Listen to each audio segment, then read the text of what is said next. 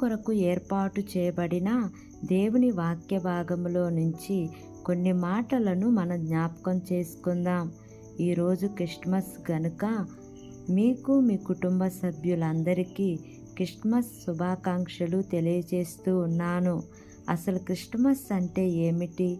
ఇంటికి సున్నాలు. క్రిస్మస్ అంటే ఏమిటి? ఇంటి నిండా పిండి వంటలు. క్రిస్మస్ అంటే ఏమిటి? ఒంటి నిండా కొత్త బట్టలు, తాగుబోతులు, చిందులు, విందులు, ఇంటి మీద స్టార్లు, ఇంటి లోపల బార్లు కాదు. క్రిస్మస్ అంటే జీవము కలిగిన దేవునిని సజీవమైనటువంటి మనిషి కలుసుకొని ఆరాధించటమే అసలు సిసలైన క్రిస్మస్. దేవుడు ఈ కొద్ది మాటలు దీవించి మనందరి విడికిడిలో ఫలింపచేయును గాక. ఆమేన్. ప్రార్థన చేసుకుందాం. ప్రేమ కలిగిన యేసయ్యా, కృప కలిగిన దేవా, నీకు వందనాలు తండ్రి. నీకు స్తోత్రములు ప్రభువా. ఇంతవరకు నీ కృపలో మమ్మల్ని కాచి కాపాడిన విధానాన్ని బట్టి నీకు వందనాలు తండ్రి. ఈ ఉదయకాల సమయమున మీరు మాకు ఇచ్చినటువంటి వాగ్దానాన్ని బట్టి నీకు వందనాలు ప్రభువా.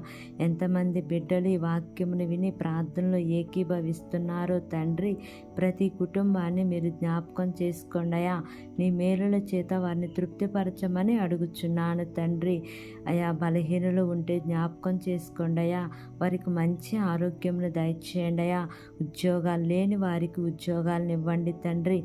చదువుకుంటున్న ప్రతి ఒక్క బిడ్డకు నాయనా నీ యొక్క జ్ఞానమును మీరు వారికి అనుగ్రహించమని అడుగుతున్నాను తండ్రి. వివాహాల కోసం ఎదురు చూస్తున్న బిడ్డలను జ్ఞాపకం చేసుకోండియా. చక్కటి వధూవరులను మీరు జతపరచండి దేవా.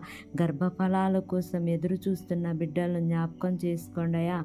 వారి యొక్క గర్భద్వారాలు మీరు తెరవండి యేసయ్యా. గర్భవతులుగా ఉన్న బిడ్డలను జ్ఞాపకం చేసుకోండియా. సుఖమైన ప్రసవాన్ని మీరు దేవా వారికి అయా ఇవ్వమని అడుగుచున్నాను తండ్రి. నీకు స్తోత్రములు దేవా. మా దేశమును, దేశ ప్రజలను, దేశమును పరిపాలిస్తున్న ప్రతి అధికారుల కుటుంబాలను మీరు దీవించండి, ఆశీర్వదించండి అయ్యా. వారు ఏ పని చేసినను మీ యొక్క సఫలతను మీరు వారికి అనుగ్రహించండి అయ్యా. వారి ప్రయాణాల్లో క్షేమాన్ని ఇవ్వమని, నా యొక్క ప్రార్థన ఆలకించి అంగీకరించమని నజరేయుడైన యేసు అతి పరిశుద్ధ నామమున అడిగి వేడుకొని పొంది ఉన్నాము తండ్రి. Amen, amen, amen. Praise the lord. God bless you all.